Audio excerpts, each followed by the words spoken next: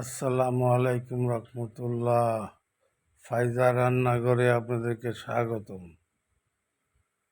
ভাই, ফাইজা রান্নাঘরে আপনারা সাবস্ক্রাইব করেন না। আপনারা সাবস্ক্রাইব না করলে আমি তো ভিডিও দিতে উৎসাহ পাই না। হ্যাঁ, আমি তো বিভিন্ন পথ করি ঠিকই, কিন্তু ভিডিও ছাড়তে পারতেছি না। একটা ভিডিও 10 জন 20 জনের দেখলে আমার কি উৎসাহিত হয়। আমি বিভিন্ন ভিডিও দেখছি, হ্যাঁ, এরম হাজার হাজার মানুষে দেখে। এই জন্যে ভাই, আজকে আমি এই গরমের মধ্যে, হ্যাঁ, বলে যারা বয়স্ক মানুষ, অসুস্থ মানুষ, তারা কোন খাবারগুলো বেশি খাবে, পুষ্টিকর খাবার, বিশেষ করে ঝাল জাতীয় খাবার, শুকনা মরিচ জাতীয় খাবার, এই সমস্ত খাবারগুলো অ্যাভয়েড করে আপনার বেশি বেশি আপনার যেগুলা খাবারে পেট শরীর ঠান্ডা থাকে। এই যে আমি টমেটোর ভর্তা করছি, শুকনা মরিচ দিই আমি আগে পরে, কিন্তু এখন এই গরমের মধ্যে শুকনা মরিচ দেই নাই। আমি টমেটো বলে এরম পেঁয়াজ দিছি, রসুন দিছি, ধনিয়া পাতা দিছি, হ্যাঁ, দিয়া আপনার হালকা কালি জিরা দিয়া টমেটো সহ আপনার একসাথে ভাইজা হাতে ডইলা, বলে এটা একটা ভাই পুষ্টিকর খাদ্য। এটা গরমের মধ্যে বয়স্ক লোকেরা যদি খায়, হ্যাঁ, তারা অবশ্যই আরাম পাইব।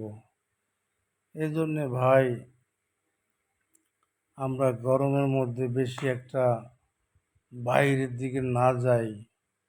বাহিরে বলে গরম, আর এরম যুবক যারা আছে তারা সবাই বয়স্কদের দিকে খেয়াল রাখি। ভাই, হাদিস শরীফে আসছে, একটা বয়স্ক লোকের একটা উপকার যদি কেউ করে দেওয়ার নিয়ত করে, তাহলে আল্লাহ পাক তার 73টা হাজত দরকার পুরা করে দেয়। এই যে আমি ভাই একটা ডাউল নিলাম সাথে, মুগ ডাল। মুগ ডালটাও একটা আনকমন।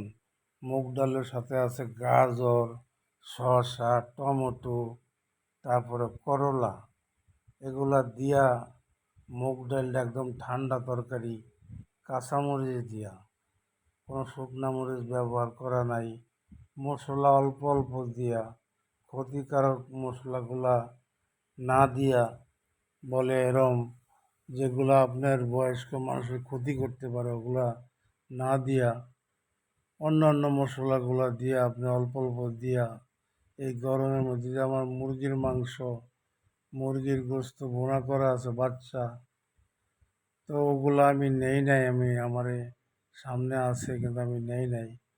আলহামদুলিল্লাহ, আমার ভর্তা দিয়া ডাল দিয়েই খাওয়া হয়ে গেছে। সামনে বাটিতে আমার আচার আছে, হ্যাঁ, এই যে দেখেন মুরগির ভুনা করা আলু দিয়া। এই জন্যে ভাই, আপনারা ফাইজা রান্নাঘর সাবস্ক্রাইব করবেন, শেয়ার করবেন, আত্মীয় স্বজন বন্ধু বান্ধবের কাছে শেয়ার করবেন। আসসালামু আলাইকুম রহমতুল্লাহ।